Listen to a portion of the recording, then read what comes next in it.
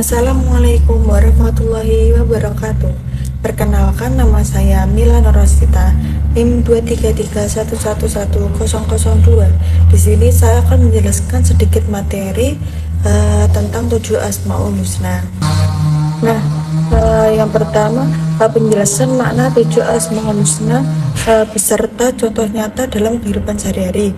Nah, yang pertama itu Al-Afu. Nah, Al-Afu ini memiliki makna yang maha pemaaf. Dalam contoh nyatanya itu seperti Widya itu tidak sengaja menjatuhkan botol minum milik Naila itu sampai pecah. Nah, Naila itu sempat kesal, tetapi Widya langsung meminta maaf pada Naila, dan akhirnya Naila pun memaafkan dengan tulus dan tidak membahasnya lagi.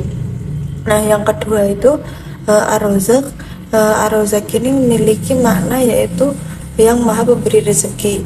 Nah, dalam contoh nyatanya itu seperti Kevin ini ingin membeli buku, tetapi uangnya itu belum cukup. Nah, ia itu tetap rajin membantu orang tuanya, dan beberapa hari kemudian itu Kevin ini itu mendapatkan uang dari pamannya, dan ia bisa membeli buku tersebut.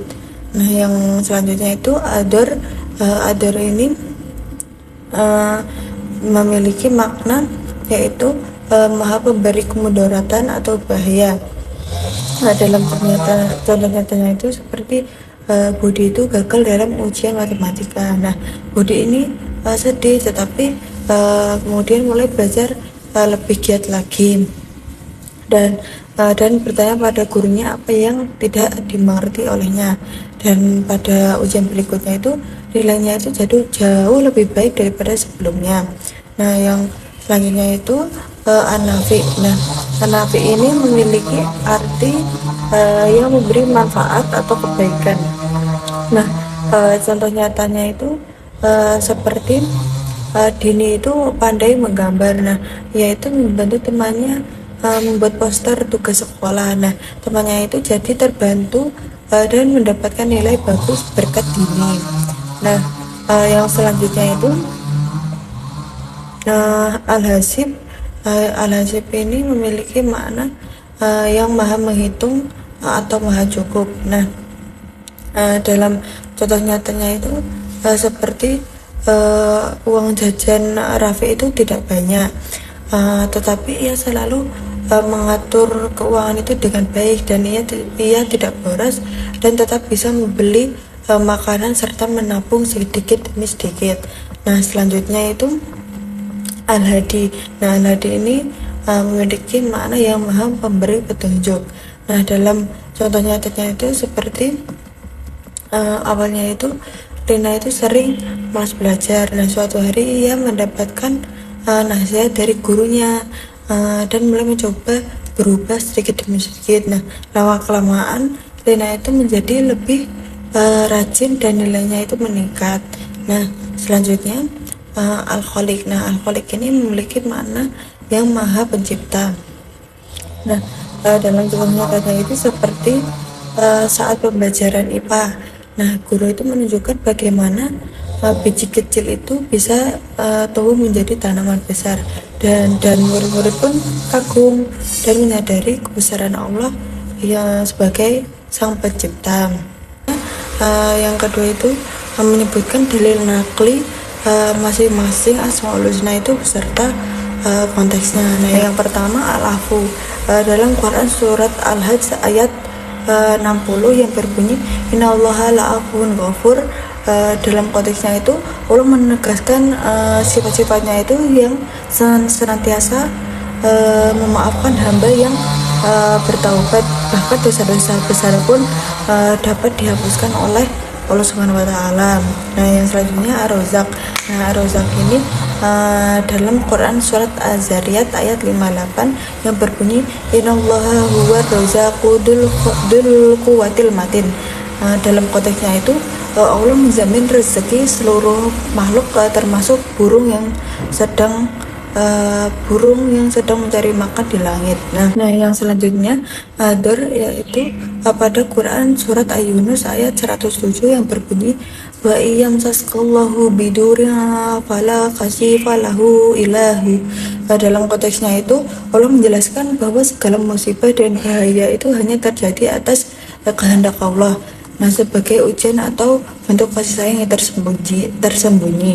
Nah, yang selanjutnya itu An-Nafi dalam Quran surat Yunus ayat 107 yang berbunyi wa iyyuridka bi khairin fala radda li fadli yusibu bihi man yasha'u min ibadi wallahu wa huwal ghafurur rahim. Nah, dalam konteksnya itu Allah yang menciptakan segala manfaat dan kebaikan. Nah, manusia ini hanya menerima apa yang diberikan oleh Allah Subhanahu wa taala. Nah, yang selanjutnya itu Al-Hasib, yaitu dalam Quran surat An-Nisa yang berbunyi wa kafa billahi hasiba, yang dalam konteksnya itu Allah mencukupkan segala keperluan hambanya dan menghisap amal dengan sempurna pada hari kiamat kelak. Nah, yang selanjutnya Al-Hadi pada Quran surat At-Toha ayat 50 yang berbunyi qala rabbuna alladhi ya'ata kulla syai'in khalaqahu summa hada. Dalam konteksnya itu Allah memberi petunjuk kepada seluruh ciptaannya termasuk manusia agar menemukan jalan kebahagiaan dunia dan akhirat. Nah, yang selanjutnya Al-Khaliq, yaitu pada Quran surat Al-Hasyr pada ayat 24 yang berbunyi huwallahul khaliq.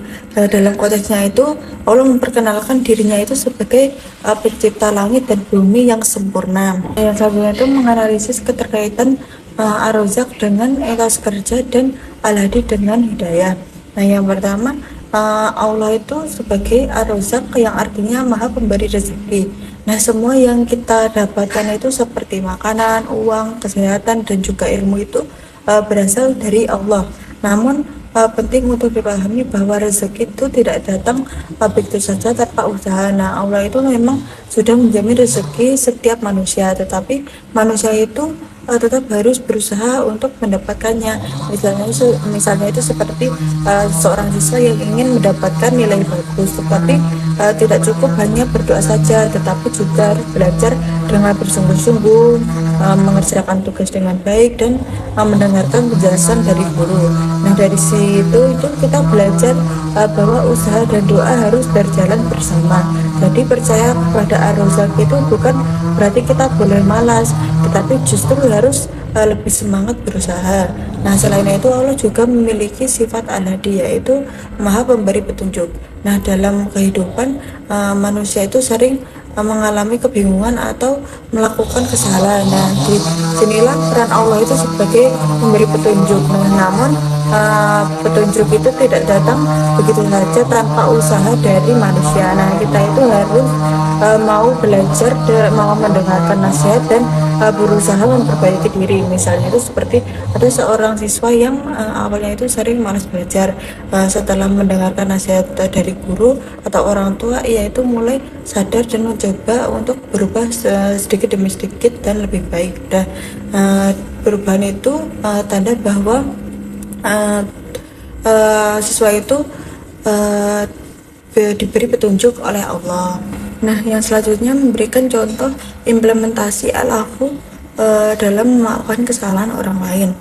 Nah, kita itu juga belajar meradani sifat Allah. Salah satunya itu adalah al-afu, yaitu yang maha pemaaf. Nah, sifat ini mengajarkan kita untuk tidak hanya memaafkan kesalahan orang lain, tetapi juga tidak menyimpan dendam di dalam hati kita. Nah, dalam kehidupan sehari-hari itu misalnya ketika kita bertengkar dengan teman karena salah paham, lalu teman kita itu meminta maaf. Nah, sikap yang baik itu adalah menerima permintaan maaf tersebut dan tidak mengulangi dan tidak menguit-nguit kesalahan tersebut.